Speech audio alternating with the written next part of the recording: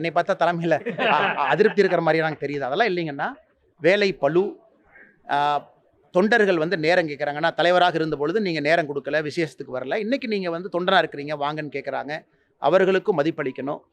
அதே நேரத்தில் கட்சியில் இருக்கக்கூடிய தலைவர்களுக்கு நான் முறையாக தெரியப்படுத்தியிருந்தேன். என்னால் அந்த கூட்டத்தில் பங்கேற்க இயலாது, எனக்கு இந்த நிகழ்வுகள்லாம் இருக்குது அப்படின்னு முதலே நான் சொல்லியிருந்தேங்கன்னா, அதே நேரத்தில் அமித்ஷாஜி அவர்கள்ட்டையும் தொலைபேசி மூலமாக நேற்று நான் பேசியிருக்கேன். இது ஒரு பெரிய இஷ்யூ கிடையாதுங்கன்னா, களத்திலையும் தலைவர்கள் இருக்கணும், அது முக்கியம். ஒரு கட்சியினுடைய வளர்ச்சி வந்து தலைவர்கள் களத்தில் இருப்பது கட்சியினுடைய வளர்ச்சிக்கு முக்கியம். தொண்டர்கள் சில நேரத்தில் மட்டும்தான் எங்களை எதிர்பார்க்குறாங்க. அந்த நேரத்தில் அவர்கள் குடும்பத்துக்கு கௌரவம் கொடுத்து நாங்கள் இருக்கணும். ஒரு தொண்டன் எதிர்பார்ப்பது அவங்களுடைய சுப நிகழ்ச்சியில், துக்க நிகழ்ச்சியில் அந்த நேரத்தில் இருக்கணும் அப்படின்னு, அதையும் செய்வதும் என்னுடைய கடமையாகத்தான் பார்க்குறேன்.